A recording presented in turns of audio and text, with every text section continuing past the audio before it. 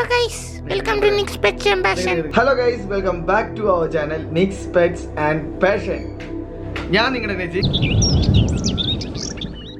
So guys, നമ്മൾ ഇന്ന് സംസാരിക്കാൻ പോണത് ഇവനെ പറ്റിയല്ല. ഇന്ന് നമ്മൾ സംസാരിക്കാൻ പോണത് പാം കോക്കറ്റു എന്ന് പറയുന്ന ഒരു ബ്രീഡിനെ കുറിച്ചാണ്. ഈ പേര് കേൾക്കുന്ന പോലെ അത്ര നിസാരക്കാരല്ലാട്ടോ ഇവര്. ഇവരെ ഗോലിയാത്ത് കോക്കറ്റു, അതുപോലെ തന്നെ ഗ്രേറ്റ് ബ്ലാക്ക് കോക്കറ്റു എന്നും ഇവരെ വിളിക്കാറുണ്ട്. ഡാർക്ക് സ്മോക്കി ഗ്രേ അല്ലെങ്കിൽ ബ്ലാക്ക്, കുറച്ച് ഡാർക്ക് ആയിട്ടുള്ള ബ്ലാക്ക് ആണ് ഇവരുടെ കളർ. അതുപോലെ തന്നെ ഇവരുടെ പീക്ക് ബ്ലാക്ക് കളറാണ്, അതില് ഒരു റെഡിഷ് കളർ വരുന്നുണ്ട്. അതുപോലെ തന്നെ അവരുടെ തലയിലെ ക്രസ്റ്റും ഇച്ചിരി ലോങ് ആണ്. ഈ ഒരു ബ്രീഡിന്റെ വേറൊരു പ്രത്യേകത എന്ന് വെച്ച് കഴിഞ്ഞാൽ ഈ ഒരു ബേർഡ് മാത്രമാണ് ലോകത്തിലെ ടൂൾസ് ഉപയോഗിച്ച് മ്യൂസിക് ക്രിയേറ്റ് ചെയ്യാൻ പറ്റുന്ന ഒരു ബേർഡ്. ചിലവരൊക്കെ ഇവരെ കാണുമ്പോൾ ബ്ലാക്ക് മക്കാവോസ് എന്നൊക്കെ വിളിക്കാറുണ്ട്. പക്ഷെ ഇത് മക്കാവോ ഫാമിലിയിൽ പെട്ടതേ അല്ല. ഇവർ ഏകദേശം 60 സെന്റിമീറ്റർ വരെ നീളം വെക്കും. അതുപോലെ തന്നെ വെയിറ്റ് ആണെങ്കിൽ 1 കിലോയ്ക്ക് മേലെ വരും. ഇവരെ കാണപ്പെടുന്ന പ്ലേസ്, ഇവരുടെ നേറ്റീവ് ആയിട്ടുള്ള പ്ലേസ് ഓസ്ട്രേലിയ ആണ്. അവിടുത്തെ ഏറ്റവും വലിയ പാരറ്റ് സ്പീഷീസിലാണ് ഇവരെ ഉൾക്കൊള്ളിച്ചിരിക്കുന്നത്. അതുപോലെ തന്നെ ഇവര് വേൾഡിലെ തന്നെ ഏറ്റവും ബിഗ്ഗസ്റ്റ് കൊക്കാറ്റോസ് ആണ്.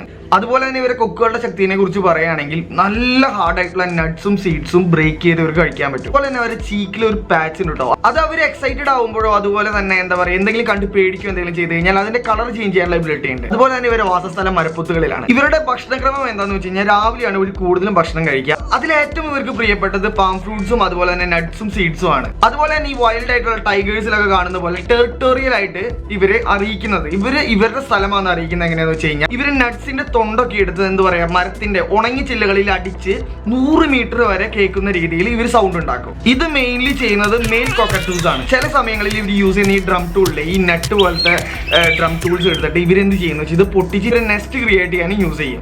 ഇവർ ഈ ഡ്രമ്മിങ് ചെയ്യുന്ന ഈ ബിഹേവിയർ കണ്ടുപിടിച്ച് 2 നൂറ്റാണ്ട് എടുത്തായി. എന്നിട്ടും ഇതുവരെ കണ്ടുപിടിക്കാൻ പറ്റിയിട്ടില്ല എന്തുകൊണ്ടാണ് ഇവർ ഈ ഡ്രം ചെയ്യണത്. പിന്നെ ടെറിട്ടോറിയൽ ആണോ, മറ്റുള്ള ബേർഡ്സിനെ പേടിപ്പിക്കാനാണോ, അതോ ഇത് എന്റെ സ്ഥലമാണ് ഇവിടേക്ക് ആർക്കും പ്രവേശനമില്ല എന്നുള്ളൊരു അറിയിപ്പും കൂടിയാണോ. ചില കണ്ടെത്തലുകൾ എന്താ പറയുന്നത് വെച്ച് കഴിഞ്ഞാൽ ഇവര് നെസ്റ്റ് ചെയ്തിരിക്കുന്ന സ്ഥലത്ത് തന്നെയാണ് ഇവർ ഈ ഡ്രം ചെയ്യുന്നത്. അപ്പൊ എന്താ കാര്യം വെച്ചാൽ ഇതിന്റെ ഡ്യൂറബിലിറ്റി അല്ലെങ്കിൽ ഇത് എന്തോരം നാൾ ഈട് നിൽക്കും എന്നറിയാൻ വേണ്ടിയിട്ടുള്ള ഒരു ടെസ്റ്റ് ആണെന്നും പലരും പറയുന്നുണ്ട്. മറ്റു കോക്കറ്റൂസിനെ നിന്ന് ഇവരെ മാറ്റി നിർത്തുന്ന ഒരു വലിയ റീസൺ എന്താണെന്ന് വെച്ച് കഴിഞ്ഞാൽ ഇവർ ലാർജ് നമ്പറുകളായിട്ട് കാണപ്പെടാറില്ല. അതുപോലെ തന്നെ ഇവര് ഒരുമിച്ച് കൂട്ടമായിട്ട് ഫീഡ് ചെയ്യാറില്ല.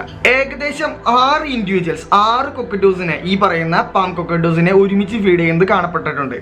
അതുപോലെ തന്നെ ഇവരുടെ വോയിസ് മെയിൻലി ഹ്യൂമന്റെ വോയിസ്, ഇപ്പൊ ഹലോ എന്ന് പറയുകയാണെങ്കിൽ കറക്റ്റ് നമ്മുടെ ഹ്യൂമൻസ് പറയുന്ന പോലെ കറക്റ്റ് ആയിട്ട് അവർക്ക് മിമിക് ചെയ്യാൻ പറ്റും.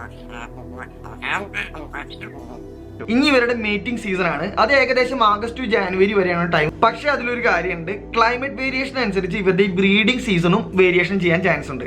ഇതിൽ ഏറ്റവും അട്രാക്റ്റീവ് ആയിട്ടുള്ള ഒരു കാര്യം എന്താണെന്ന് വെച്ച് കഴിഞ്ഞാൽ ഇവര് ബ്രീഡ് ചെയ്യുന്നത് 2 കൊല്ലം കൂടുമ്പോൾ ഒരു ടൈമാണ്. അതും ഒരു എഗ് മാത്രമാണ് ഇവർ ചെയ്യുക. പിന്നെ അതിൽ സന്തോഷിക്കാൻ പറ്റുന്ന ഒരു കാര്യം എന്താണെന്ന് വെച്ച് കഴിഞ്ഞാൽ മറ്റ് പാരറ്റ് ബ്രീഡുകളെ വെച്ച് നോക്കുമ്പോൾ ഇത് വിരിഞ്ഞിറങ്ങാനുള്ള ചാൻസ് വളരെ കൂടുതലാണ്. മറ്റ് പാരറ്റ്സ് പോലെ തന്നെ ഇവർ കുട്ടികളെ നല്ല രീതിയിൽ കെയർ ചെയ്യും കേട്ടോ. പിന്നെ ഇവരുടെ ബ്രീഡിംഗ് നടക്കുന്നത് പുറത്തൊന്നുമല്ല, അകത്ത് തന്നെ ഈ പറയുന്ന മരപ്പൊത്തുകളിലാണ് ഇവരുടെ ബ്രീഡിംഗ് നടക്കുന്നത്. ഇത് എഗ് ചെയ്ത് കഴിഞ്ഞാൽ അതിന്റെ ഒരു ഇൻക്യുബേഷൻ പീരീഡ് എന്ന് പറഞ്ഞാൽ 30 തൊട്ട് 33 ദിവസം വരെയാണ്.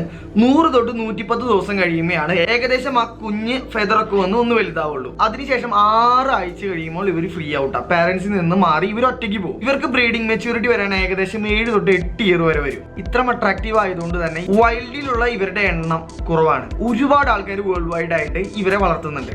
പെറ്റ് ട്രേഡിംഗിലും അതുപോലെ തന്നെ പെറ്റ് മാർക്കറ്റിലും ഡിമാൻഡുള്ള ആൾക്കാരാണ് കേട്ടോ ഇവര്.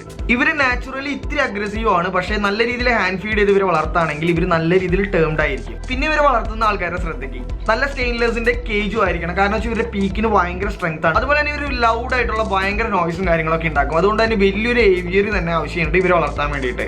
ചെറിയ സ്പേസിലൊന്നും ഇവരെ വളർത്താൻ പറ്റില്ല. ഇവരെ സംസാരിപ്പിച്ചെടുക്കാൻ ഇത്തിരി ബുദ്ധിമുട്ടാണ്. പക്ഷെ ഇവരെ ട്രെയിൻ ചെയ്ത് നമുക്ക് നല്ല രീതിയിൽ സംസാരിപ്പിച്ചെടുക്കാം. നമ്മുടെ ക്യാപ്റ്റിവിറ്റിയിൽ ഇവർക്ക് ഫുഡ് പല്ലറ്റ് ഫീഡ് ആയി കൊടുക്കാം. അതുപോലെ തന്നെ ഫ്രൂട്ട്സ് കൊടുക്കാം, അതുപോലെ നട്ട്സ് കൊടുക്കാം. ബ്രസീലിയൻ നട്ടൊക്കെ ഇവരുടെ ഫേവറേറ്റ് ആണ്. അതുപോലെ തന്നെ സീഡ്സും ഇവർക്ക് ഇഷ്ടമാണ്. പിന്നെ ഗ്രേ പാരറ്റ് പോലെ തന്നെ ഇവർ ഇത്തിരി ഡസ്റ്റിയാണ്. ഈ ഡസ്റ്റ് കാരണം അലർജീസ് ഈ നോക്കുന്ന ആൾക്കാർക്ക് വരാറുണ്ട്. എല്ലാ ബേർഡ്സിനെ പോലെ തന്നെ വൈൽഡിൽ ഇവർക്ക് സർവൈവൽ റേറ്റ് ഇത്തിരി കുറവാണ്. അതുപോലെ തന്നെ ലൈഫ് സ്പാൻ 40 തൊട്ട് 60 വർഷം വരെയാണ്. അതുപോലെ തന്നെ ഇവർ ക്യാപ്റ്റിവിറ്റിയിലാണ് നമ്മൾ നോക്കുന്നതാണെങ്കിൽ 80 തൊട്ട് 90 വയസ്സ് വരെ ഇവർ ജീവിക്കും. പിന്നെ ഇതിന്റെ വില, ഇത് കേട്ട് നിങ്ങൾ ഞെട്ടരുത്, ഏകദേശം ഒരു പീസിന്റെ വില 16 ലക്ഷം രൂപയാണ്. ഒരു ബ്രീഡിംഗ് പെയറിനെ വാങ്ങുകയാണെങ്കിൽ ഏകദേശം ഒരു 40 ലക്ഷം രൂപ സ്പെൻഡ് ചെയ്യേണ്ടി വരും. അപ്പൊ ഗൈസ്, നമ്മുടെ വീഡിയോയോട് വെച്ച് വൈൻഡ് അപ്പ് ചെയ്യണം. നിങ്ങൾക്ക് വീഡിയോ ഇഷ്ടപ്പെട്ടെന്ന് ഞാൻ വിചാരിക്കും. ഇഷ്ടപ്പെട്ടാൽ ലൈക്ക് ചെയ്യാനും അതുപോലെ തന്നെ ഇഷ്ടപ്പെട്ടില്ലെങ്കിൽ ഡിസ്ലൈക്ക് ചെയ്യാനും മറക്കരുത്. നിങ്ങളുടെ വിലയേറിയ ഫീഡ്ബാക്കും കമന്റ് ബോക്സിൽ തന്നോളൂ. അപ്പൊ അടുത്തൊരു വീഡിയോയിൽ കാണാം. This is Nijin signing off. ടക്ക് എന്ന് പോയിട്ട് ഫുഡ് വരാം. Bye guys.